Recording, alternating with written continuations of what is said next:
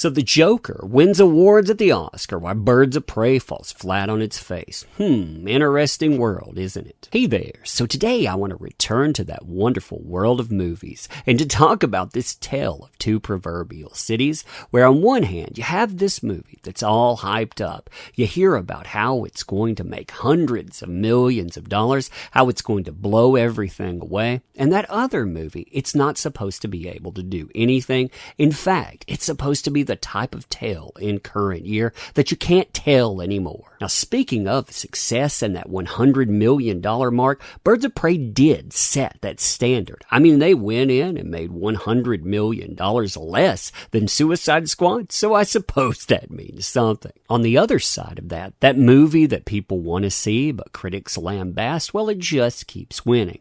We'll talk about the money in just a second, but right now, Joaquin Phoenix, he wins Best Actor Oscar for Joker, sweeping award season in the process. As the article on this notes, Joaquin Phoenix has won the Academy Award for Best Actor thanks to his acclaimed performance in Todd Phillips' Joker. The revisionist comic book drama stars Phoenix as Arthur Fleck, a social outcast whose shattered dreams of being a hit stand-up comedian lead him down a dark path to becoming the infamous Batman villain. Phoenix's Oscar makes him the second performer to win an Academy Award for playing the Joker after Heath Ledger, who won the Best Supporting Actor trophy for playing the character in Chris Nolan's The Dark Knight. Joker received a total of 11 Oscar nominations, including Best Picture, Best Director, making it the most nominated film at the 92nd Academy Awards. With Phoenix's win, it has claimed 2 statuettes. Joker Composer actually won the Oscar for the Best Original Score, and of course you see this win too. As the article tells you to, Phoenix has been expected to fall on his sword, to talk about something, to apologize for who and what he was within that, because, oh my God, not enough inclusivity. And you know what? He's played that part very well, too. In addition to these wins, Phoenix has made headlines for his industry-pushing acceptance speeches, in which he called out Hollywood for its lack of inclusivity.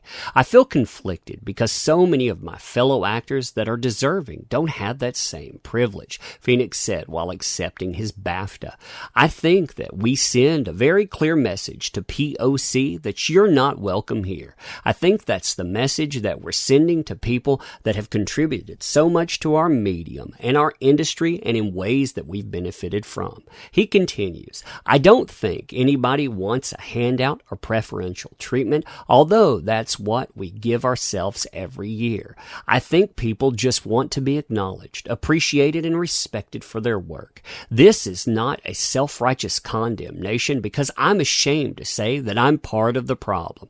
I have not done everything in my power to ensure that the sets I have worked on are inclusive, but I think it's more than just having sets that are multicultural. Now, the thing, of course, he's apologizing for is the success of this movie, as you can see in the numbers behind it. See, this movie, it had a $55 million production budget. You need to advertise, so again, you need to say about double that or $110 million to break even, and you see what type of money it makes. Now, in discussing the amount of money that it makes or the popularity of the movie, we take the whole value here. So if you look at Joker and you look at its domestic box office, you're talking about $335,084,607.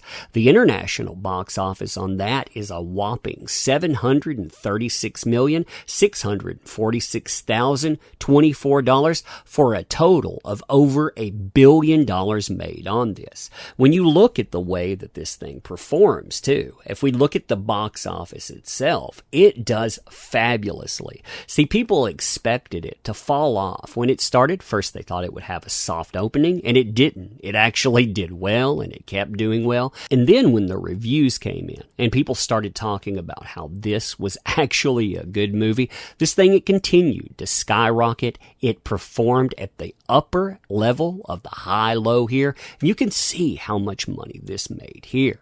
Now, when we're talking about international audiences, this movie, it does great too.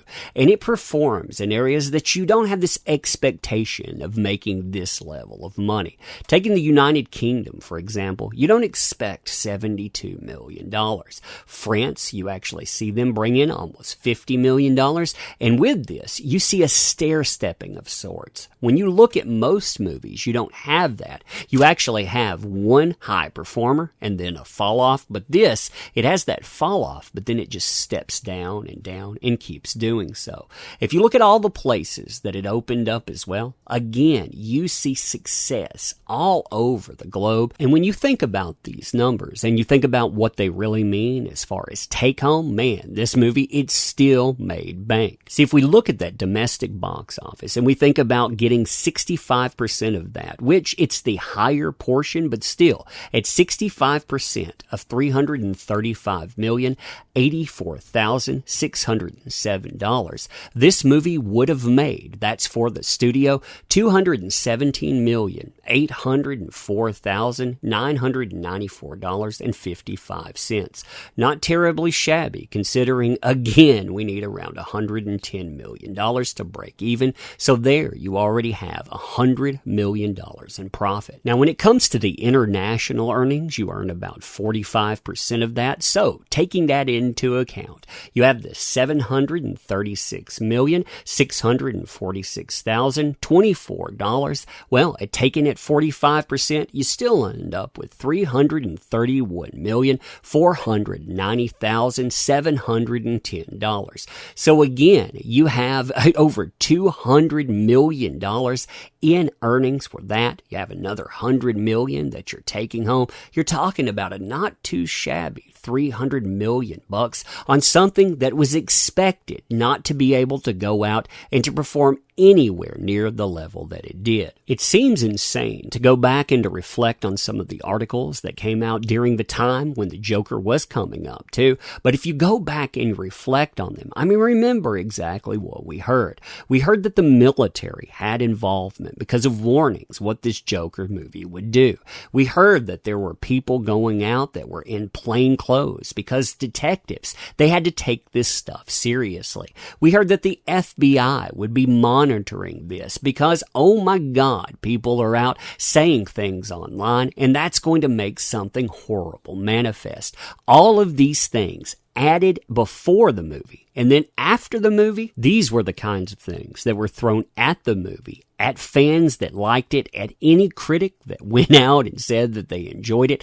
Even the Watchmen got in trying to bury it, saying that this type of stuff is unnecessary. And if you look at that second article, you even had to justify that this movie, it should exist because, hey, in this day and age, anything that you don't market with buzzwords, it's not worth existing. Now, on the other side of that marketing, when it comes to Birds of Prey, you remember how Ewan McGregor tried to talk about this. He went out, talked about his villain, how his vision of that villain would be, and he used a specific word for that. You can see it in front of you there. That stuff, it does not market well. You also have people that had problems with that, being bashed with those same words. Place after place, they would come out and say, hey, you're not the type of person that should go and see that. In fact, this movie isn't for you. And of course, it fell off. This movie too, it needs $150 million to break even. We were told it would make that in its opening weekend. And well, look at the numbers in front of you here.